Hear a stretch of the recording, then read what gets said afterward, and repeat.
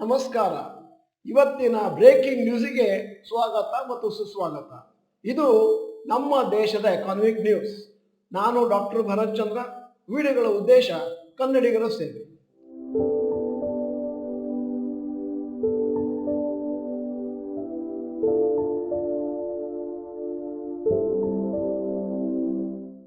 News number 1, KKR ಅವರು announce ಮಾಡಿದ್ದಾರೆ. ಅವರ ಸ್ಟೇಕ್ಸ್ ಅನ್ನು ರಿಲಯನ್ಸ್ ರಿಟೇಲ್ ವೆಂಚರ್ಸ್ ಅಲ್ಲಿ ಜಾಸ್ತಿ ಮಾಡಿದರೆ 2069.5 ಕೋಟಿಗೆ ಮತ್ತೆ at the valuation of 8.36 lakh crores. ಇದರಿಂದಾಗಿ Reliance retail become the top 4 Indian companies in terms of valuation. ಮತ್ತೆ ಸದ್ಯದ ಮಟ್ಟಿಗೆ KKR ಅವ್ರದ್ದು total investment made in 2020 will take its total equity stake in Reliance Retail to 1.42%. Qatar investment authority ಅವರು 8,278 ಕೋಟಿಯನ್ನು ಹೂಡಿದ್ರು. Reliance retail ಅಲ್ಲಿ August 24ನೇ ತಾರೀಕು valuation 8.27 lakh crores. Reliance industries AGM ಅಲ್ಲಿ ಮುಖೇಶ್ ಅಂಬಾನಿ ಅವರು ಹೇಳಿದ್ರು, ನಮ್ಮ ರಿಲಯನ್ಸ್ ರಿಟೇಲ್ ಏನಿದೆ ಅದು ಮುಂದಿನ ದಿನಗಳಲ್ಲಿ ಫಾಸ್ಟೆಸ್ಟ್ ಗ್ರೋಯಿಂಗ್ ಸೆಗ್ಮೆಂಟ್ ಆಗುವಂತಹ ಒಂದು ಚಾನ್ಸಸ್ ಮತ್ತು ನಿರೀಕ್ಷೆ ಇದೆ. ಈಗ news number 2, JSW infra to launch 2,800 crore IPO. JSW group ಅವರು IPO ಮಾಡ್ತಾ JSW ಗ್ರೂಪ್ ಅವರು IPO ಹೋಗ್ತಾ ಇದ್ದಾರೆ. 13 ವರ್ಷಗಳ ಬಳಿಕ launching JSW infra IPO worth 2,800 ರಿಂದ 2,850 ಕೋಟಿ. ಇದು ಲಾಂಚ್ ಆಗೋದು ಸೆಪ್ಟೆಂಬರ್ ಎಂಡ್ 2023. IPO ನಲ್ಲಿ ಫ್ರೆಶ್ ಇಶ್ಯೂ ಮಾತ್ರ ಇರುತ್ತೆ, ಅದರಲ್ಲಿ ಯಾರಿಗಾದ್ರೂ ಬಾಕಿ ಕೊಡುವಂತದ್ದು ಏನೂ ಇರುವುದಿಲ್ಲ. JSW infra second largest commercial port operator ಇಂಡಿಯಾದಲ್ಲಿ ಮತ್ತು IPOದಿಂದಾಗಿ ಅವರು ಫೈನಾನ್ಸ್ ಮಾಡ್ತಾ ಇದ್ದಾರೆ capital expenditure to other subsidiaries. JSW infra revenue ಕಳೆದ 3 ವರ್ಷದಲ್ಲಿ ಆಲ್ಮೋಸ್ಟ್ ಡಬಲ್ ಆಗಿದೆ. 1143 crore ಇದ್ದದ್ದು ಈಗ ಈ ಫೈನಾನ್ಷಿಯಲ್ ಇಯರ್ ಅಲ್ಲಿ 2273 crores ಆಗಿದೆ. JSW ಗ್ರೂಪ್ ಅವರು ಭಾರತದ ಲೀಡಿಂಗ್ ಬಿಸ್ನೆಸ್ ಹೌಸ್ ಮತ್ತೆ ಅವರ presence steel, energy, infrastructure, cement, paints, venture capital ಮತ್ತು ಸ್ಪೋರ್ಟ್ಸ್ ಅದರಲ್ಲಿ ಇದೆ. ಈಗ ನ್ಯೂಸ್ ನಂಬರ್ 3, L&T ಅವರು ಅವರ ಬೈಬ್ಯಾಕ್ ಪ್ರೈಸ್ ಅನ್ನ 3,200ಕ್ಕೆ ಎತ್ತಿಕೊಂಡು ಹೋಗಿದ್ದಾರೆ. ಕೆಲವು ದಿನಗಳ ಕೆಳಗೆ ಲಾರ್ಸನ್ ಟೂಬ್ರೋ ಅನೌನ್ಸ್ ಮಾಡಿದ್ರು ಬೈಬ್ಯಾಕ್ ಅಟ್ 3,000. ಈಗ ಅದನ್ನ 3,200 ಮಾಡಿದ್ದಾರೆ. ಅಂತಂದ್ರೆ ಅವರ ಹತ್ರ ಇರುವಂತಹ ಷೇರುಗಳಲ್ಲಿ 2.22% ಷೇರುಗಳನ್ನು ಬೈಬ್ಯಾಕ್ ಮಾಡ್ತಾ ಇದ್ದಾರೆ. ಅಲ್ಲದೆ ಟೋಟಲ್ ವರ್ತ್ 10,000 ಕೋಟಿ ಬೈಬ್ಯಾಕ್ ಮಾಡ್ತಾ ಇರುವಂತಹದ್ದು. Under the buyback 3.12 lakh crores worth of shares ನ ಪರ್ಚೇಸ್ ಮಾಡ್ತಾ ಇದ್ದಾರೆ. ಅದರಿಂದಾಗಿ ಇವತ್ತು L&T ಶೇರು 3% ಮೇಲಕ್ಕೆ ಹೋಯಿತು. Almost life time high touch ಆಗಿ ಕೆಳಗೆ ಬಂದಿದೆ.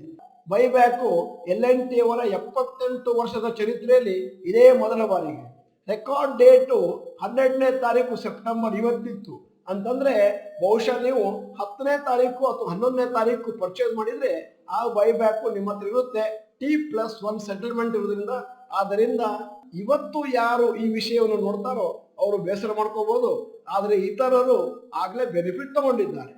ಈಗ ನ್ಯೂಸ್ ನಂಬರ್ 4, ಗಡ್ಕರಿ ಅವರು 10% GST ಡೀಸೆಲ್ ವೆಹಿಕಲ್ಗೆ ಜಾಸ್ತಿ ಮಾಡಬೇಕು ಅಂತ ಸರ್ಕಾರಕ್ಕೆ ತಮ್ಮ ಪ್ರಪೋಸಲ್ ಕೊಟ್ಟಿದ್ದಾರೆ.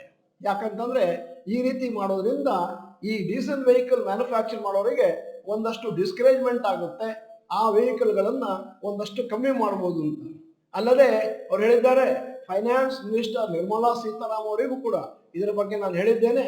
ಆದ್ದರಿಂದ ಬಹುಶಃ ಇನ್ನು ಮುಂದಿನ ದಿನಗಳಲ್ಲಿ ಡೀಸೆಲ್ ಬದಲಾಗಿ ಬಯೋಫ್ಯೂಲ್ಸ್ ಮತ್ತು ಆಲ್ಟರ್ನೇಟ್ ಫ್ಯೂಲ್ಸ್ ನ ಯೂಸ್ ಮಾಡಬೇಕಾಗುತ್ತೆ. ಈ ಒಂದು ನ್ಯೂಸ್ ನಿಂದಾಗಿ ಇವತ್ತು Tata motors, M&M, Ashok Layland ಷೇರುಗಳು ಸ್ವಲ್ಪ ಕೆಳಗೆ ಹೋಗಿದ್ದಾವೆ. ಯಾಕಂದ್ರೆ ಈ ಕಂಪನಿಗಳು ಪ್ರಿಡಾಮಿನೆಂಟ್ ಆಗಿ ಡೀಸೆಲ್ ವೆಹಿಕಲ್ಗಳನ್ನು ಮಾತ್ರ ಮ್ಯಾನುಫ್ಯಾಕ್ಚರ್ ಮಾಡ್ತಾ ಇದ್ವು. ಈಗ news number 5, rapid news. RBI ಅವರು ಅಪ್ರೂವಲ್ ಕೊಟ್ಟಿದ್ದಾರೆ reappointment of Sandeep Bakhshi as a managing director and chief executive officer of the bank with effect from October 4, 2023. 3 ವರ್ಷಕ್ಕೆ.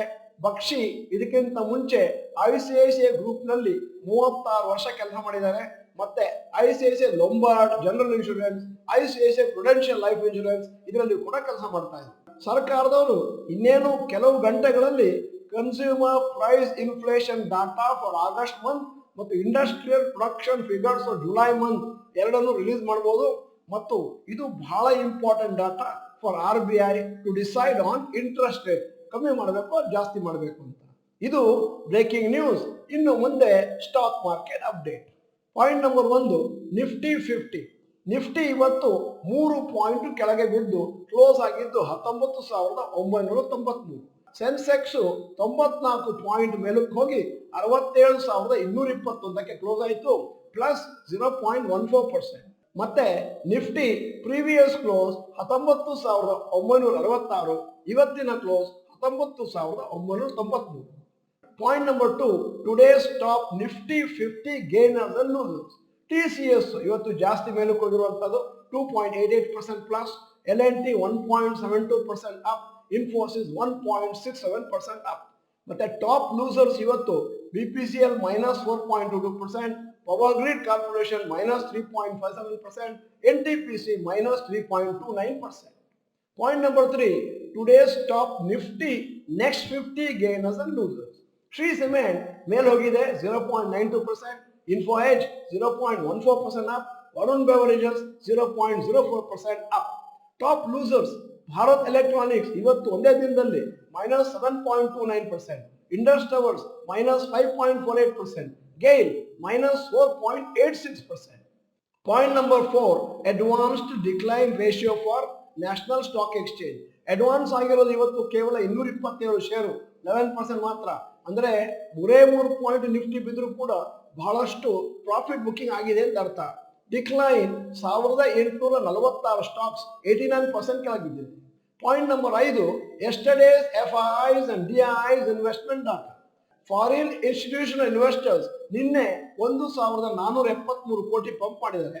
ಡೊಮೆಸ್ಟಿಕ್ ಇನ್ಸ್ಟಿಟ್ಯೂಷನಲ್ ಇನ್ವೆಸ್ಟರ್ಸ್ ನಿನ್ನೆ 366 ಕೋಟಿ ಪಂಪ್ ಮಾಡಿದ್ದಾರೆ. ಈಗ point number 6, today's gold and silver price. Gold price 24 carat 5,983 per gram. Silver price ಇವತ್ತು 73.25 per gram. Point number 7, today's rupee value $1 is equal to 82.92 rupees ಮತ್ತು €1 is equal to ₹88.94 rupees. ಈಗ point number 8, stocks near 52 weeks high. L&T 52 ವಾರದ highest 3,009, close ಆಗಿದ್ದು 2,344. Maruti Suzuki 10,568 ಮತ್ತೆ close ಆಗಿದ್ದು 10,504. Wipro 52 weeks high 442, closing price 435. ಈಗ point number 9, stocks near 52 weeks low. Vedanta limited 52 weeks low 230, close ಆಗಿದ್ದು 232. Bajaj electricals 52 weeks low 959, close ಆಗಿದ್ದು 1,132. ಈಗ point number 10, global Qs.